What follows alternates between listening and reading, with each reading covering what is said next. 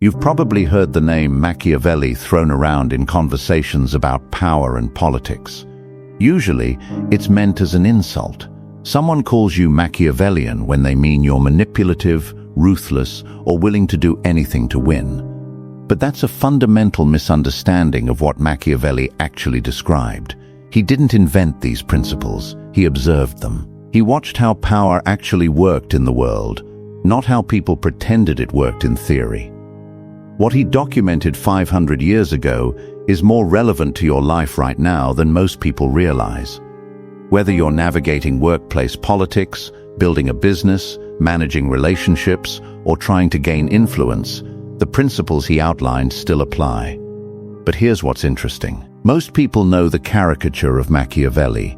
They think he was all about cruelty and deception. The actual content of his work is far more nuanced and, frankly, far more useful. The first principle is presence over absence. Machiavelli observed that leaders who were visible and engaged held more power than those who retreated into isolation. This seems obvious now, but in his time, many rulers delegated everything and appeared rarely.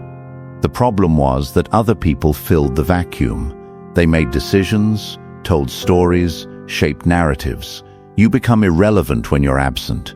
In modern terms, this means you can't build genuine influence from the sidelines. You have to actually show up in conversations, in meetings, in communities where decisions are made.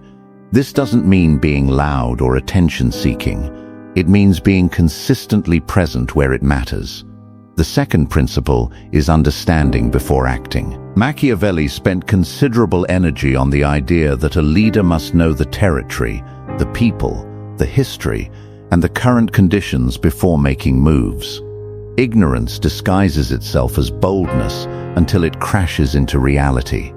Before you try to influence someone, you need to understand what they actually want. Before you enter a negotiation, you need to understand the other side's constraints and motivations. Before you build something, you need to understand the market and the people you're serving. Most people skip this step. They act based on assumptions and then wonder why their actions don't produce the results they expected. Knowledge is the foundation of power. Without it, everything else is gambling. The third principle is consistency in principle, flexibility in method. Machiavelli noted that rulers who constantly changed what they valued appeared weak and untrustworthy. But rulers who had unwavering core principles while adapting their approach to changing circumstances appeared both strong and wise. This is critical. Your values shouldn't shift with the wind, but your strategy absolutely should. You can remain committed to your goals while completely changing how you pursue them. The people who struggle most are those who treat their methods as sacred. They fail because the world changed, but they didn't. They become irrelevant because they're stubborn about how instead of focused on what. The fourth principle is selective alliances. Machiavelli warned against spreading your support too thin. You can't trust everyone equally, and trying to maintain the same intensity of alliance with all people is exhausting and ultimately ineffective. Strategic people are selective. They invest deeply in relationships that matter. They're friendly to others but reserved in commitment. They understand that some alliances are transactional, some are strategic, and some are genuine. Trying to treat them all the same is naive. The people with the most power in any organization or community are those who have cultivated deep alliances with key people while maintaining friendly but professional relationships with everyone else. The fifth principle is the dominance of perception. What people believe about you matters more than what's actually true about you. This isn't about being fake. It's about understanding that your reputation, your presentation, and your narrative shape how people respond to you. Machiavelli observed that a leader could be the most capable person in the room, but if people believed someone else was more capable, that belief would create the reality. Perception becomes self-fulfilling. You've probably experienced this. The person people believe is smart gets listened to more carefully. The person people believe is trustworthy gets given more benefit of the doubt. The person people believe is weak gets challenged more frequently. Your job is to intentionally shape perception while being honest about reality. You do this through consistency, through how you show up, through the evidence you provide, through the stories people tell about you. The sixth principle is understanding legitimate grievances. Machiavelli noted that revolutions and uprisings happened when rulers ignored real problems in the lives of the people they governed. Leaders who dismissed concerns or pretended problems didn't exist created resentment that eventually exploded. Leaders who acknowledged real problems and addressed them maintained stability. This applies far beyond politics. In business, managers who ignore legitimate employee concerns create turnover. In relationships, partners who dismiss real grievances create distance. In communities, leaders who pretend problems don't exist accelerate decline. Credibility comes from acknowledging reality and addressing genuine concerns, even when doing so is uncomfortable. The seventh principle is the necessity of being both feared and respected. Machiavelli wrestled with this. He noted that being loved without respect is ineffective, but being feared without any respect creates enemies. The ideal is to be someone who is both respected for competence and cautiousness, that you can't be casually disrespected. You don't achieve this through being mean or aggressive. You achieve it by being someone people know will hold their ground when necessary and won't accept bad treatment.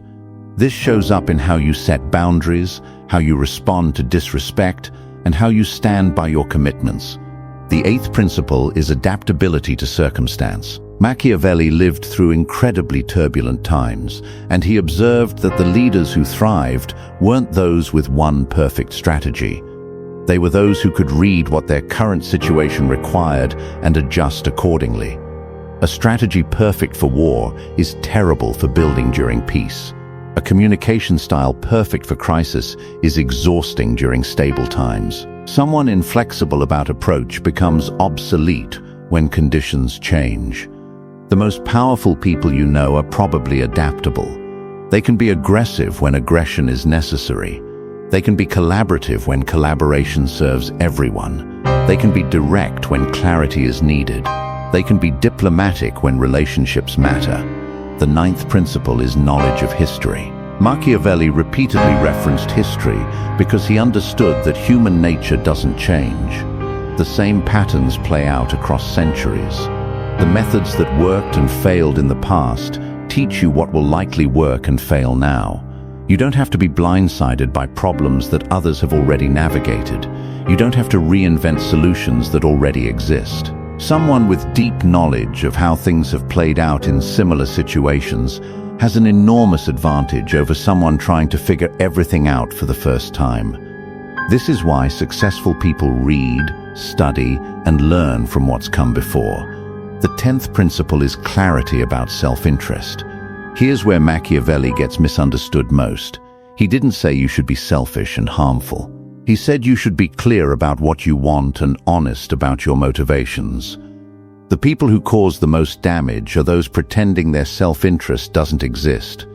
They tell you they're doing something for your benefit when really they're doing it for themselves. The lack of honesty creates deception and manipulation. But when you're clear about what you want and why, people can make informed decisions about whether to work with you. You can be honest about self-interest while still creating mutual benefit. In fact, the best business deals, the strongest relationships, and the most effective organizations happen when all parties are clear about what they want and why. These 10 principles aren't about becoming manipulative or harmful. They're about seeing the world clearly, understanding how power and influence actually work, and using that understanding ethically. The choice to use these principles well or poorly is entirely yours. The most successful people aren't those who manipulate others into doing their bidding. They're those who understand human nature and create situations where everyone benefits. That's genuine power.